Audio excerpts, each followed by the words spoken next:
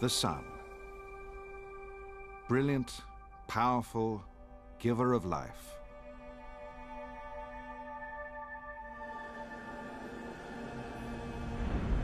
But this is the story of how the sun will one day become our enemy. If we are to survive, we'll have to leave the Earth. We'll need to seek out new homes in amazing new places.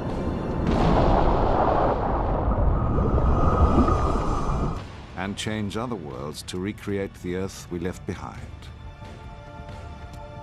In the far future, our sun will become a monster. It will burn all life from our planet, destroy entire worlds. And finally, our sun will even destroy itself. It's going to happen. One day our sun will die, and when it does, we'll go with it. It's time to think about the future.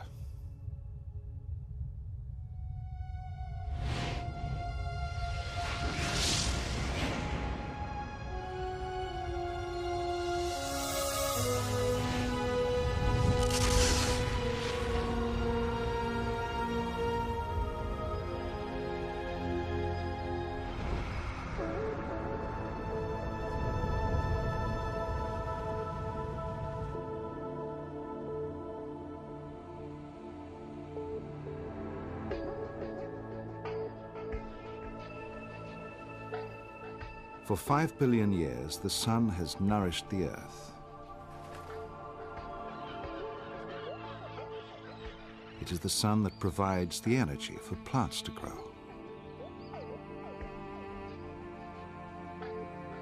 It is the sun that makes life on Earth possible.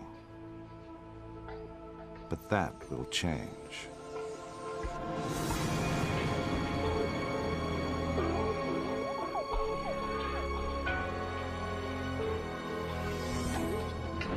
Slowly, unstoppably, our sun is getting hotter and hotter.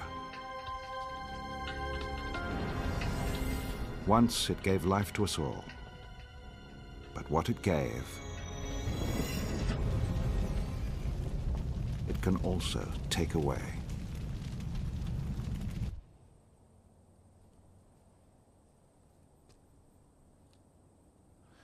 If human beings are to have a long-term future, we must leave our planet behind and search for new places to live.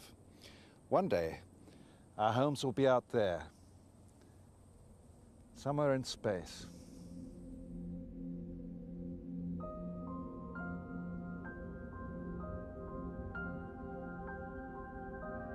In the distant future, this could be our home.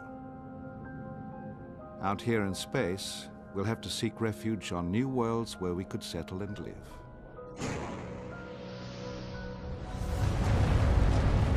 And the reason is, we have to escape from our sun.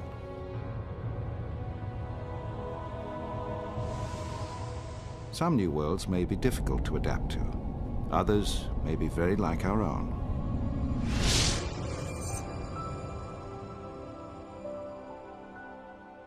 But what is it that makes our planet so special? And why is it so dependent on the sun?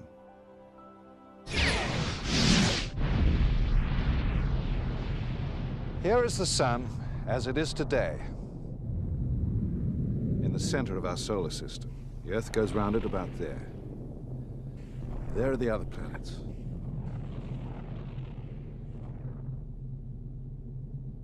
The reason why our planet is the one with life on it is that it is just the right distance from the sun.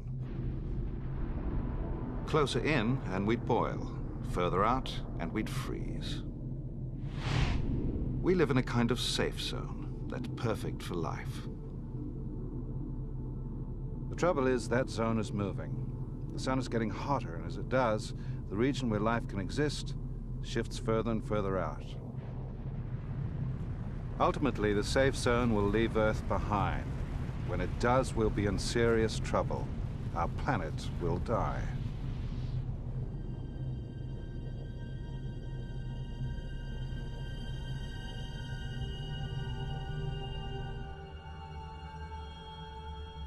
This is how it will happen.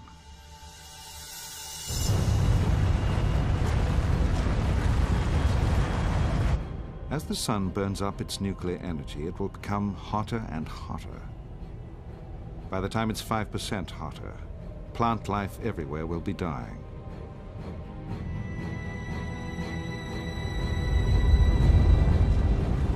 "10% hotter, and animals too will begin to die.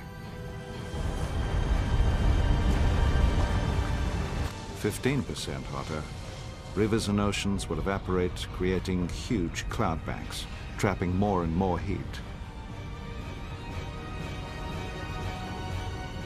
In the far future, life on Earth will become impossible.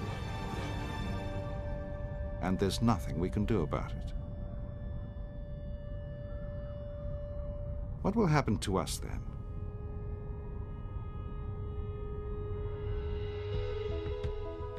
Astronautical engineer Robert Zubrin believes he has the answer. He wants to find us a new place to live. The only real choice that we have is to grow, expand, become a spacefaring civilization, or to become extinct. Not only would we become extinct, but unless we become a spacefaring civilization and bring Earth life out with us into the universe, all life on Earth will become extinct.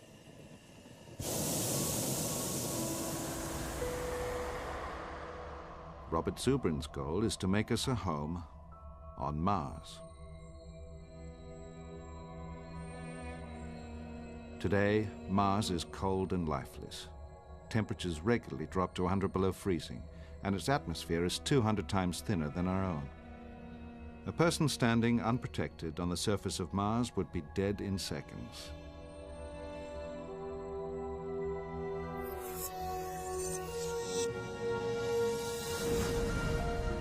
Yet some scientists believe we could still learn to call this home.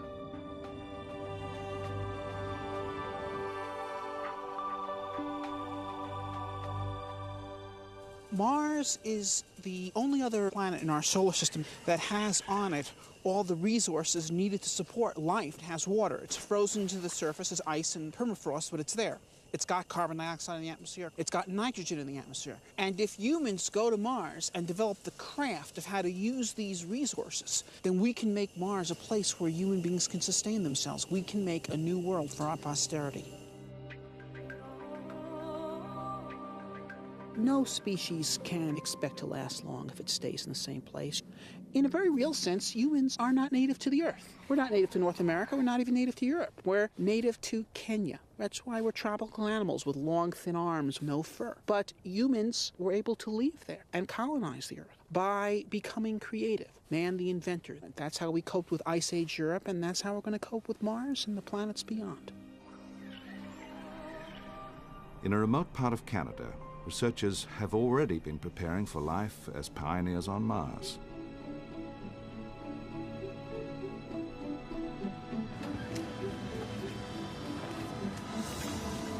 Living in a space pod did prove difficult, but they coped. Zubrin is optimistic. We're ready to take this on. And frankly, if we shrink from this challenge, what it would really mean is that we have become much less than the kind of people we once were. Ignition sequence start. We are much better prepared today to send humans to Mars than we were to send people to the moon in 1961 when John F. Kennedy started the Apollo program. I believe that this nation should commit itself to achieving the goal of landing a man on the moon and returning him safely to the Earth. And we were there 8 years later. The Eagle has landed. There is nothing in this that is beyond our technology. It's just a question of showing a little bit of moxie.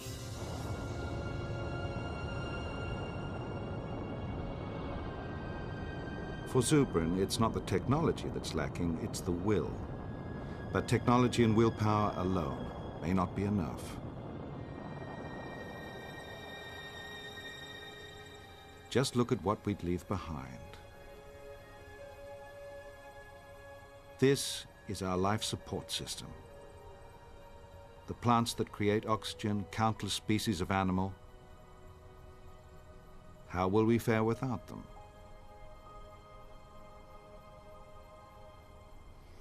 Our survival depends on the living things we share our planet with.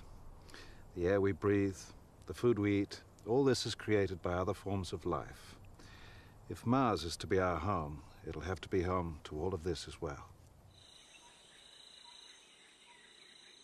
15 years ago, we thought we knew the answer.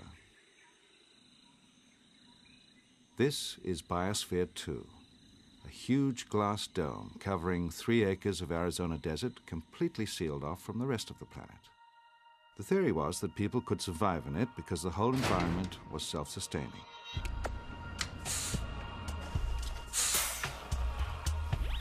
Trees would provide oxygen, artificial clouds and oceans would regulate the climate. But the experiment failed. Food rapidly ran short, extra air had to be pumped in. On Mars, that failure would have killed them all. If we're ever going to call the Red Planet our home, clearly something's going to have to change. And the easiest thing to change may be Mars itself.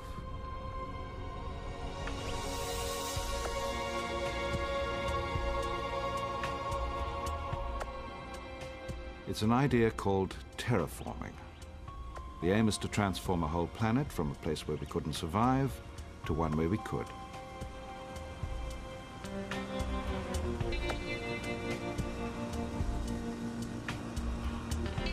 NASA scientist Chris McKay believes we could turn Mars into something surprisingly like Earth. When we think about going into space, we tend to focus on humans. But in fact, it turns out that it's easier for plants and microorganisms to go to Mars first. They're going to be the first Martians. In Death Valley in California, Chris McKay is seeking Earth's most hardy creatures. Creatures that might be able to survive on Mars. That's our guys. These green smears are algae, microscopic organisms that can thrive even in the harsh and variable climate of Death Valley. You can see that. And they could thrive on Mars too. Sucking in its thin and unbreathable atmosphere of carbon dioxide and pumping out oxygen in its place. Except at the moment, even the algae would find Mars deadly. The first step to make Mars habitable even for the toughest little algae, is to warm it up a bit. Right now it's too cold and too dry for any type of life from Earth. Well, warming up a planet is something we know how to do. We're doing it on Earth. The pollution on Earth would be the medicine on Mars. It's a strange twist. The best way to make Mars a place we could live may be to pollute it.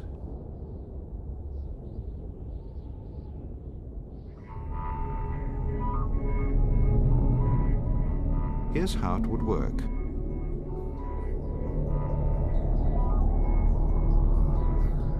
First, a spacecraft has to drop off the pollution-creating machines.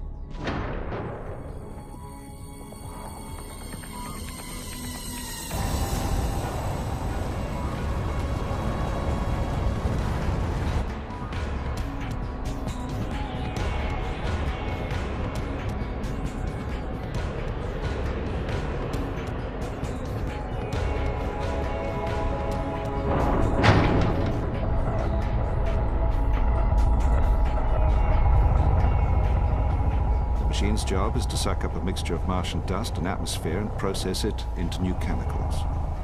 It then belches out these greenhouse gases to warm the planet and dark soot to soak up heat from the sun.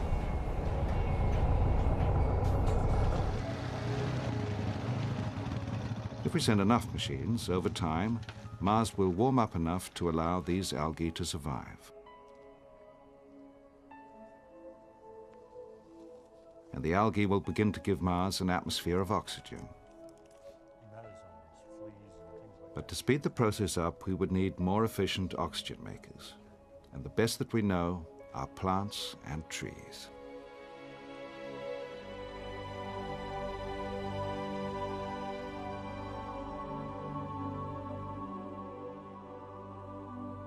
The real goal to making Mars breathable is to get trees growing there. Those trees, those will be the ones that make the habitable world.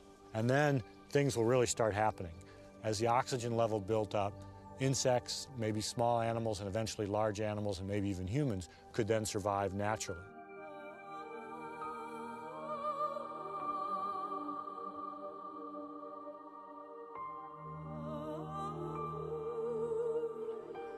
We could change Mars.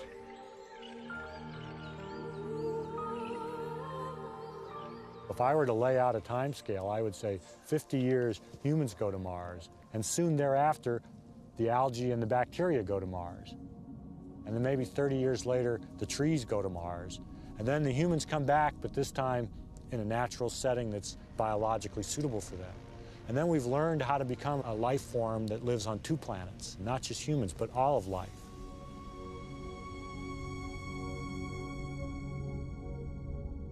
It's a bold and astonishing plan. If it works, we could turn Mars into a planet very much like Earth.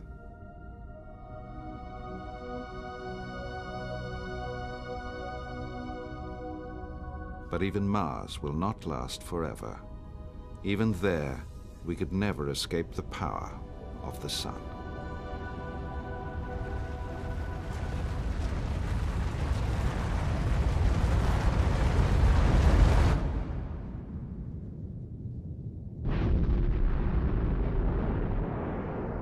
As the sun keeps getting hotter, the safe zone for life moves further and further out. This is Mars. Now Earth's dead, this is our home. Thanks to our terraforming, it looks a lot like Earth. And thanks to the hotter sun, it's now in the safe zone. The only trouble is, the sun is still getting hotter. Eventually, the safe zone will leave Mars behind as well. And with Mars dead, we're next.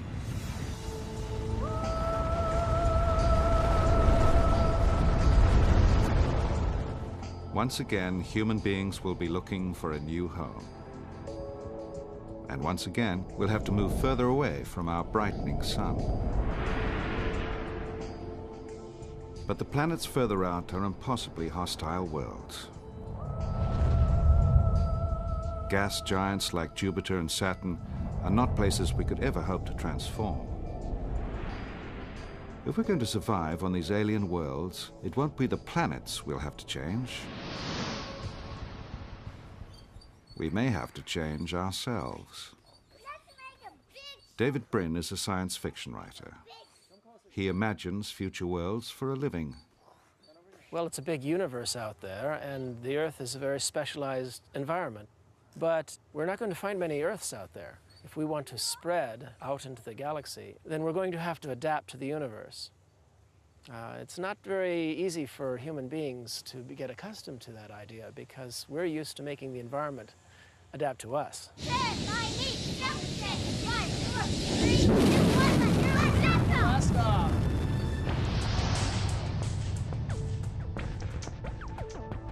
As the sun becomes hotter, new worlds will warm into life. This is Europa, one of Jupiter's huge moons. We know it today as a frozen planet, airless, with a crust of iron-hard ice. But in the future, it will be something else entirely.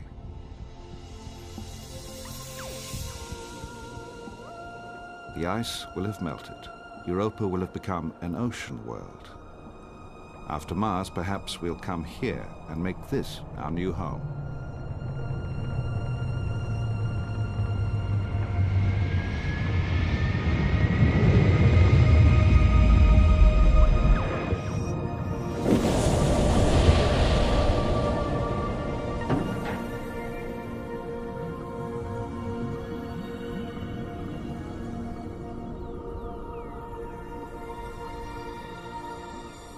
We could live in cities at the bottom of an alien sea.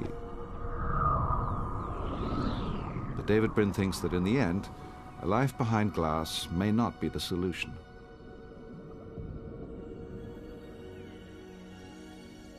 Now we're thinking of going to other planets. At first we'll arrive in spacesuits, live in domes, bringing our earthly environment with us. But eventually people will want to get out of those domes, and part of that will involve changing ourselves to fit into new environments. Our ancestors evolved for life on Earth, but Brim thinks our descendants may redesign themselves for a future on other worlds.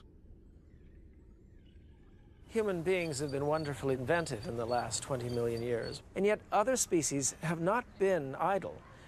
Birds developed lungs which the air flows through from one side to the other, so all of the lungs are used. We only use about half of our lung capacity. If we were to just genetically engineer ourselves so that our lungs flowed through like those of birds, think of the thin atmospheres that we could live in. Wouldn't it be great to be able to hibernate like a bear? We'd be able to travel to far planets, possibly even far stars. And if they live and work in zero gravity, eventually they're going to get sick and tired of pulling around a third of their weight in these useless legs, which are only good occasionally for pushing it against walls. Why have legs if you're in zero gravity, when you could have 2 additional arms? Wouldn't it be more functional, jumping all over the place like gibbons? Can genetic engineering achieve any of these things? Who knows? We're just at the beginning of this grand adventure. But it's an extravagant version of tomorrow that we should be thinking about. Wouldn't it be a desirable thing? If they're happy, if they're creative, if they're productive, if they're part of a great civilization. Vive la différence.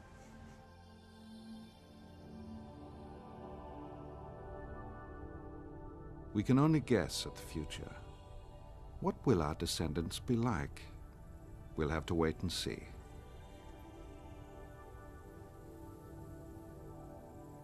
And where will they live?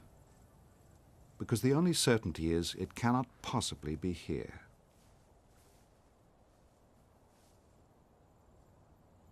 It's not just that the sun will have seared all life from planet Earth. It's that the planet itself will no longer exist. Everything we know will have disappeared. Because in the far future, our sun will turn into a monster.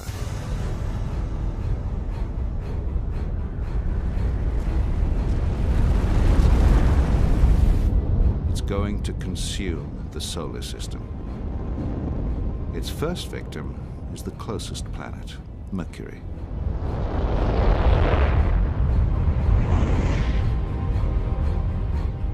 Next, Venus is transformed into a molten fireball.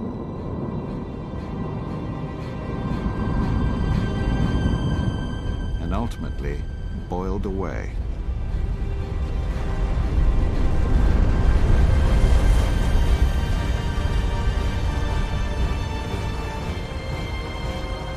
And still the sun grows. It's 160 times its original size, 2,000 times hotter. And its next victim is the Earth.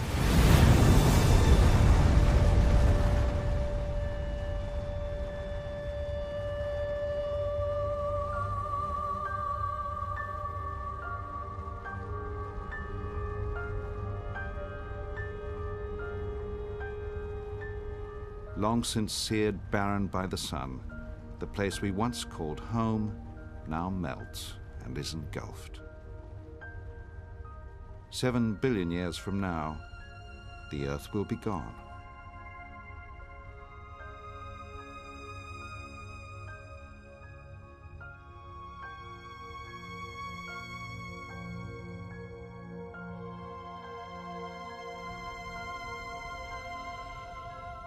For us today, one question remains. Is the future of our planet also our future? Can we really survive the death of planet Earth? Look at where we stand today. Look at how far we've come. Compared to the world of 100 years ago, we're living in a science fiction universe with skyscrapers 100 stories tall. Who can believe, looking at that looking forward to the next 100 years, there will not be a new branch of human civilization on Mars. And look back 1,000 years now. The world lit only by fire. Who can say that 1,000 years from now, there will not be hundreds of new branches of human civilization filling out worlds orbiting hundreds of stars in this neck of the galaxy? Some people think that we're living at the end of history, but I couldn't disagree more. I think we're living at the beginning of time, where present are the creation. It's a glorious time to live. For all we know, we might be the only life form in the galaxy and the universe. If that's true, I think that really deepens the importance of the role of humans in spreading life beyond the Earth. If we're the only spark of life, then we certainly don't want that spark to go out. Our scientists today are already imagining strange and far-off tomorrows for our kind. And if we do survive, perhaps we will be there to witness the moment when our sun's transformations finally end. It was first the giver of life, then the destroyer of worlds. And now, it too is doomed. This is the sun at the end of its life.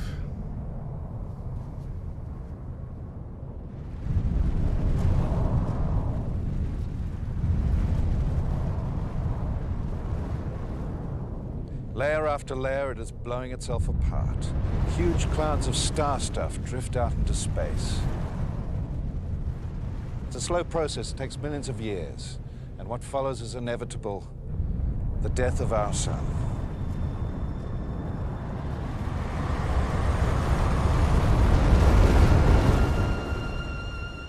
It casts off one final layer, and its spark is extinguished forever.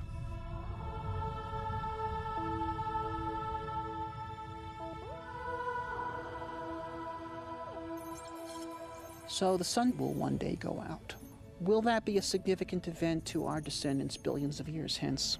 I don't think so. They will have observed a similar phenomenon on innumerable other stars long before that time. But if they did think about it, they would note with gratitude that their ancestors did not stay on that one little world and await their doom, but rather spread forth into the universe and made their life possible.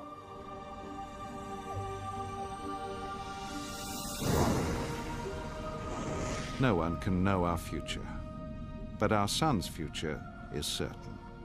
There will come a time when we must leave our Earth behind. Our planet will be gone. Our home will be in space.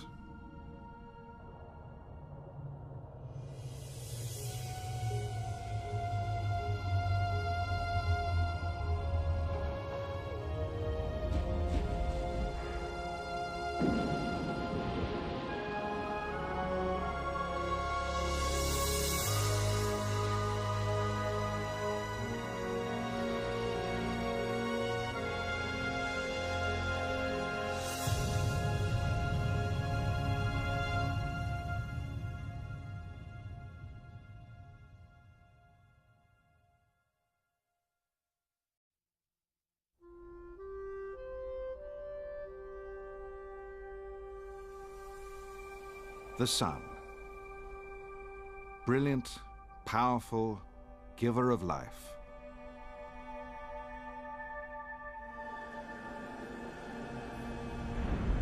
But this is the story of how the sun will one day become our enemy.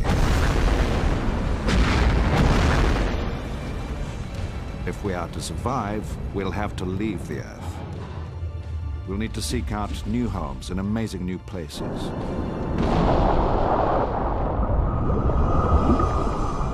And change other worlds to recreate the Earth we left behind.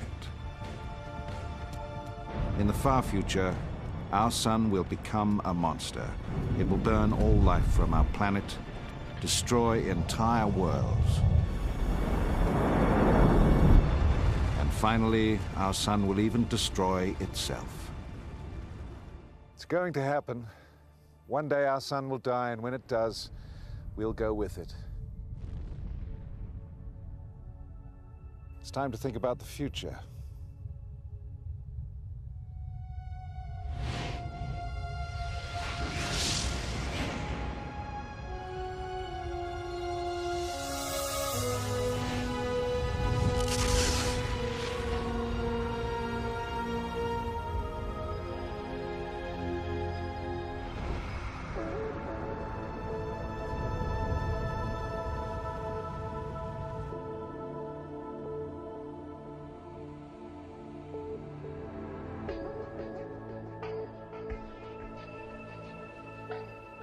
For 5 billion years, the sun has nourished the Earth.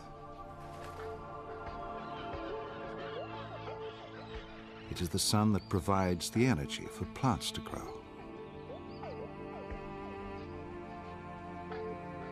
It is the sun that makes life on Earth possible. But that will change.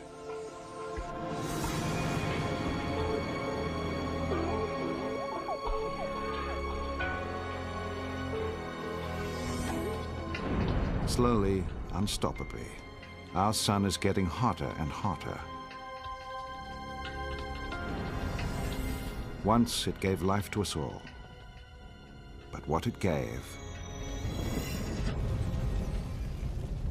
it can also take away.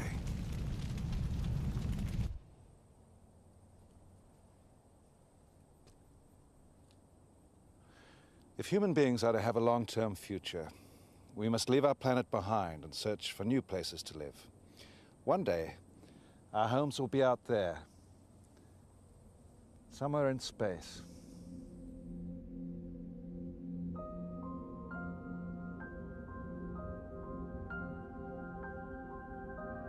In the distant future, this could be our home. Closer in, and we'd boil. Further out, and we'd freeze. We live in a kind of safe zone that's perfect for life. The trouble is that zone is moving. The sun is getting hotter, and as it does, the region where life can exist shifts further and further out. Ultimately, the safe zone will leave Earth behind. When it does, we'll be in serious trouble. Our planet will die.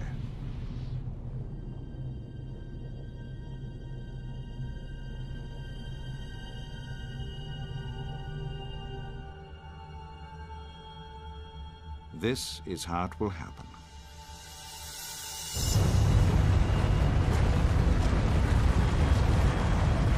As the sun burns up its nuclear energy, it will become hotter and hotter. By the time it's 5% hotter, plant life everywhere will be dying.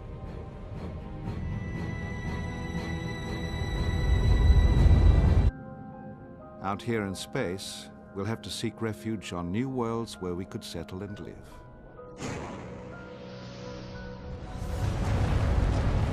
And the reason is, we have to escape from our sun.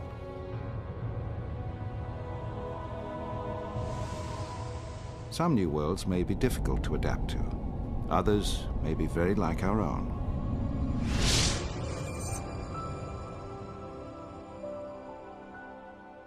But what is it that makes our planet so special?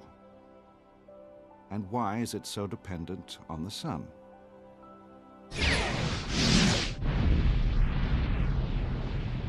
Here is the sun as it is today, in the center of our solar system. The Earth goes round it about there. There are the other planets.